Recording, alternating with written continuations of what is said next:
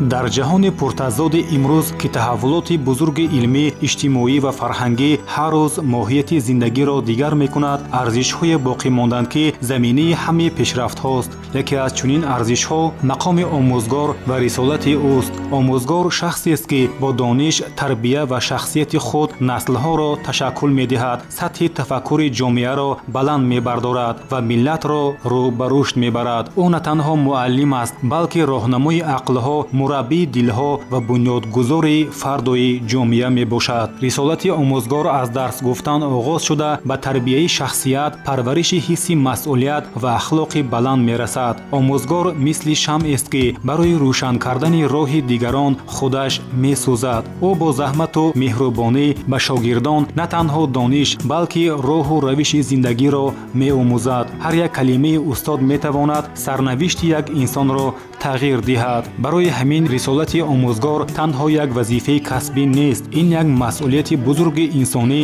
ахлоқӣ ва иҷтимоӣ аст. соли гузашта вакилони маҷлиси намояндагони маҷлиси олии ҷумҳурии Тоҷикистон қонун дар бораи мақоми омӯзгорро қабул карданд, ки дар асоси он шаъну шарифи омӯзгор, дахлнопазирии касбии фаъолияти ӯ, ҳуқуқу уҳдадориҳо ва кафолатҳои касбии муаллим ҳимоя карда мешавад. ин иқдоми саривақтӣ ки бо дастури сарвари давлат амалӣ гардид, бешак аз таваҷҷӯҳи ҳукумати кишвар ба намояндагони ин касби пуршараф далолат мекунад, ки дар ояндаи давлату миллат саҳми бориз доранд. қаҳрамони матлаби мо аз умраи чунин фидокорони пешаи хеш аст, ки умри худро ба таълиму тарбияи фарзандони миллат бахшидааст ва дар ин самт ба бурдборӣ расида. дилбастагӣ ба касб ва дар оянда омӯзгор шуданро дар замири Саидахон Шукурова, омӯзгори асили мактаби диҳа, ки ҳаёти худро ба тарбияи насли ҷавон сарф карда, ҷиҳатҳои ҳамидии ахлоқи инсониро ба хонандагон тарғиб менамуданд, бедор карданд.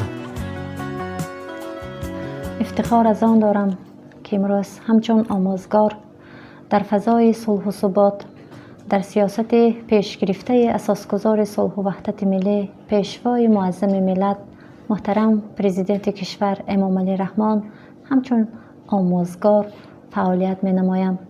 فعالیت آموزگاری را از دوره مکتبخانه هم در دلم، راهبرانم، استادانم و دلم جای کرده بودم. خود اشتراکچی المپیاد فن زبان و ادبیات تاجیک در دور جمهوریوی بودم. باید قید نمایم به این همه پیشروی های چشمرس حیات مردم تاجیک سهم سرور دولت محترم پرزیدنت کشور امام علی رحمان بسا بزرگ است. این فرزند صادق و جانثار ملت توانست همه مشکلی ها را برطرف سازد و تاجیکستان وطن عزیز ما و شما را در سطح بین المللی نشان دهد. این است که برای دختران ناحیه‌های دوردست پیشنهاد نمودن کوتاه پرزیدنتی توجه به دختران است که این امتیاز خوشبختانه به من نصیب گردیده است و من ختم کننده دانشگاه دولتی خوجند فاکولته تاریخ و حقوق هستم. طریق کوتاه پرزیدنتی بعد از ختم دانشگاه فعالیتم را همچون آموزگار آغاز نموده تا به امروز همچون راهبر مؤسسه تحصیلات میانه عمومی رقم 12 فعالیت نموده ایستادم. در تربیه مؤسسه ما 1307 نفر تعلیم گیرندگان به مؤسسه جلب کرده شده، از آنها 648 نفرشان را دخترها تشکیل می‌دهند. 76 نفر آموزگاران فعالیت کاری نموده، 64 نفرشان را زنها تشکیل می‌دهند. همه آموزگاران از سیاست پیشگرفته اساسگذار صلح و وحدت ملی، پیشوای معظم ملت پرزیدنت کشور محترم امام علی رحمان راضی بوده برای باز هم بلند برداشتن و تربیت نمودن نسل نورس در راهی خویشتن‌شناسی و خودآگاهی همه روزه کوشش به خرج می‌دهند. سаидахон Шукурова мактаби миёнаи рақами 36 деҳаи Чилгазии шаҳри Исфараро соли 2002 бо баҳои хубу аъло ба итмом расонида, дар қатори дигар ҷавонони саодатманди кишвар яке аз аввалинҳо шуда, тариқи квоти президентӣ донишҷӯи факултаи таърих ва ҷомеашиносии донишгоҳи давлатии шаҳри Хуҷанд ба номи академик Бобоҷон Ғафуров мегардад. شاعر گفته است حق استاد از پدر بیش است و از پدر استاد در پیش است. این است که امروز آموزگاران ما یک جایه با والدین برای تربیت درست نمودن سعی و کوشش می نمایند. ما که امسال در عرفه 35 سالگی استقلالیت دولتی جمهوری عزیزمان قرار داریم، برای آبادانی اسفره بزرگ سهمگذار خواهیم شد. دستاوردهای مؤسسه ما خیلی بزرگ است. خوانندگان ما در المپیادهای منطقوی و شهری، ولایتی و جمهوریوی اشتراک نموده سزاوار جایهای نمایان می گردند.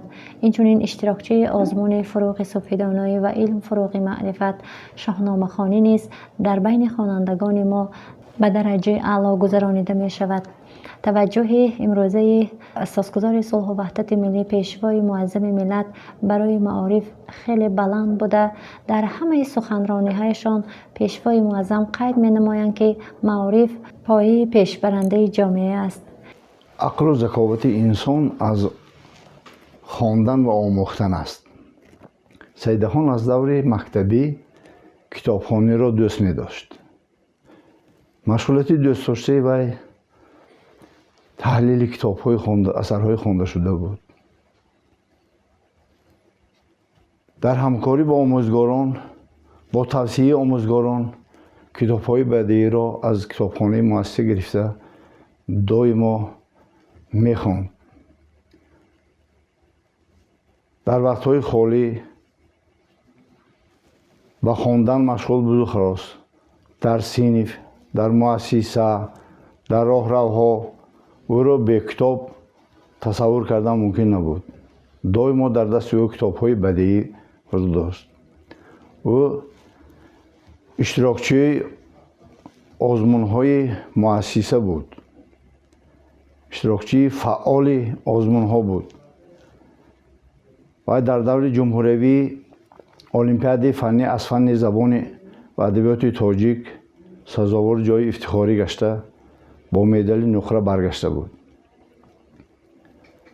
من همچون رهبر صنف افتخار دارم که سیدخان اولا یکی از مؤسسه‌های بهترین شهر اسفره را سروری می نماید و با بلند برداشتن سطح و صفت تحصیلات در مؤسسه رقم 12 کوشش به خرج داده ایستاده است و نسبت آبادی مؤسسه کارهای نظررس را به سامان رسانده ایستاده است. مدت تحصیل در دانشکده نیز یکی از بهترین و فعالترین دانشجویان فاکولته به حساب می رفت. پس از ختم این مؤسسه عالی تعلیمی، سیدخان شکورова با رخصت وزارت معارف فعالیت مهنتیش را به صفت آموزگار تاریخ و حقوق در مؤسسه تعلیمی رقم 41 شهر اسفره آغاز نمود. قابلیت متخصصی جوان را به حساب گرفته الکی بعد 3 سال او را برای ادامه دادن فعالیت به حیث مشاور ریاست معارف شهر دعوت نمودند. سالهای من بعد در وظیفه‌های پرمسئول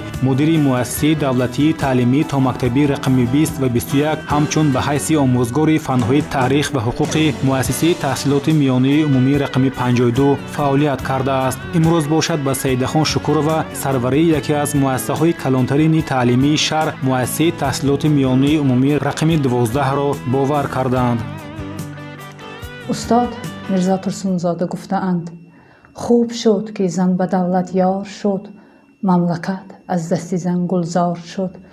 در حقیقت امروز در جامعه جمهوری صاحب استقلال تاجیکستان با راهبری، احترام، اعتماد و باوری سروری دولت محترم اساسگزار صلح و وحدت ملی پیشوای ملت پرزیدنت جمهوری تاجیکستان امامعلی رحمان قسم زیادی قشر جامعه از جمله بانوان، خواهران، مادران در برابر مردها بار وزنین آبادسازی و سازندگی دولت صاحب استقلال را برداشت دارند. در قطار آموزگاران، سروران دبستان و کودکستان ها یکی از زنهای خاکسار، سختگیر، دانشمند، آموزگار صاحب تجربه، جوان ولی با اعتماد که قدم‌های استوار خود را در ساحه معارف می‌گذارد، سید خان سروری مؤسسه مذکور را بر عهده دارند. این زن جوان با وجود جوانی خیلی نسبت جامعه، نسبت اهل مؤسسه، خوانندگان، والدان و آموزگاران اولا به نهایت مهربان، دوما خیلی سیرطلب و برای در جامعه جای یافتن، موقع یافتن مؤسسه سهم و تلاش ها دارد. سیده خان شکورова солҳо боз дар ҷоддаи таълиму тарбия фаъолият намуда тамоми ҳастии худро ба рушду камоли насли наврас бахшидааст. фаъолияти ӯ на танҳо ба сифати омӯзгор, балки ҳамчун роҳбари муваффақ намунаи ибрат барои дигарон мебошад. зери роҳбарии ӯ мактаби рақами 12 ба яке аз муассисаҳои пешсаф табдил ёфта дар озмунҳои фаннӣ, чорабиниҳои фарҳангӣ ва маъракаҳои шаҳрӣ иштироки фаъолона дорад. ӯ бо баробари роҳбари оқилу доно мутахассиси дараҷаи олии касбӣ будан, пеш аз ҳама инсони покгӯҳар ва нексиришт ҳаст. ҳамчун омӯзгори асил дар дарсҳо аз усулҳои пешқадаму самараноки таълим аз ҷумла салоҳиятнокӣ, ҳамгироӣ ва интерактивӣ ба таври васеъ истифода мебарад.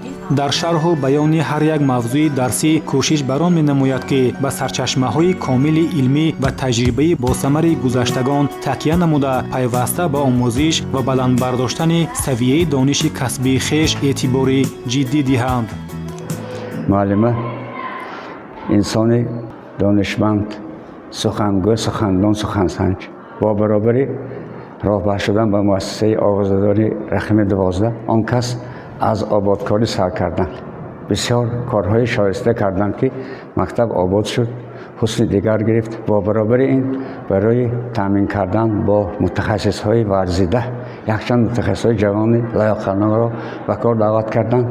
мо аз ин хел роҳбар бисёр чизо омӯхтем ва кӯшиш мекунем ки бо роҳбарии муаллима ки инсони хеле хуб, инсоншинос ҳастанд, гавҳаршинос ҳастанд, мо бояд муассисаи худро ба пеш барем ва дар навбати аввал барои таълиму тарбияи насли наврас ки оянда созандагони нави Тоҷикистон мебошанд саҳм гузорем. ман боваргӣ дорам ки муаллима ҳастанд ва мемонанд барои ободии муассиса қувва, дониш, маҳорат ва малакаи истеъдоди худро сарф мекунанд.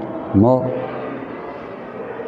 калонсолони мактаб ин гуна ҷавононе ки роҳбари муассиса ҳастанд мефахрем ва то ҳаст ба он кас ёрии амалии худро мерасонем.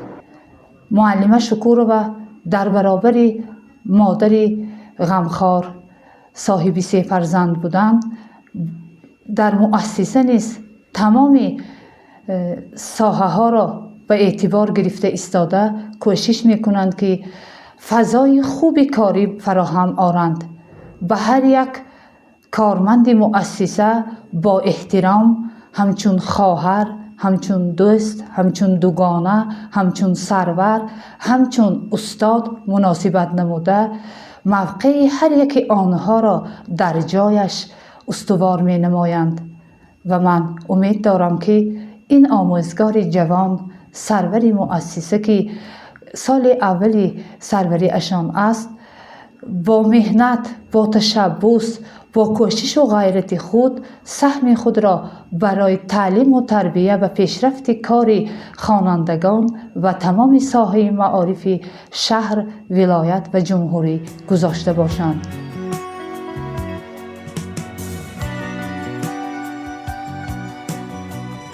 او عضو فعال حزب خلقی دموکراتیک تاجیکستان بوده، همچون وکیل مجلس شهر اصفهان نیز برای حل مسائل اجتماعی، بهترسازی شرایط تعلیم و دستگیری آموزگاران و خوانندگان سهمی نظر است می‌گذارد. اعتماد مردم به او از مسئولیت شناسی، پاک وجدانی و صداقت به کسب سرچشمه می‌گیرد.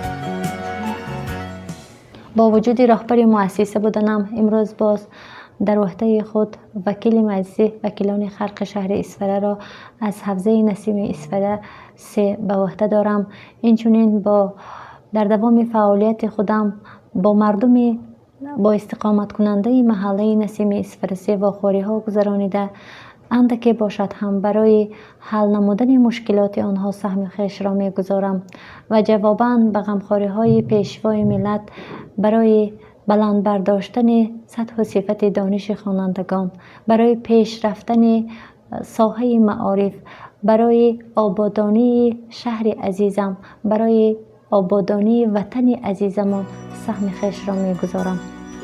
سیدخان شکورова дар оиладорӣ ва тарбияи фарзандон низ намунаи ибрат буда 3 фарзандро ба таври шоиста ба воя мерасонад. бо дар назар дошти хизматҳои арзандааш дар соҳаи маориф, Саидахон Шукурова бо нишони аълочии маориф ва илми Тоҷикистон қадрдонӣ гардидааст. ин унвон натиҷаи заҳмати чандинсолаи ӯ дар роҳи баландбардоштани сатҳи дониш ва маърифати насли ҷавон мебошад.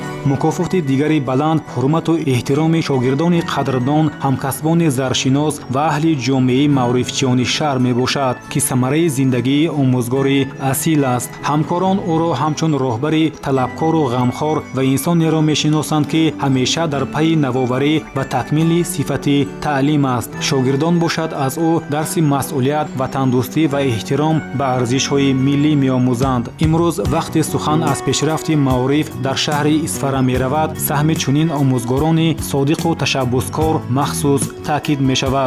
зеро маҳз бо талоши онҳо мактаб ба макони парвариши инсонҳои ояндасоз табдил меёбад. Саидахон Шукурова омӯзгор, роҳбар, вакил ва шахсияте, ки фаъолияти ӯ намунаи хизмат ба ҷомеа ва садоқат ба касб аст.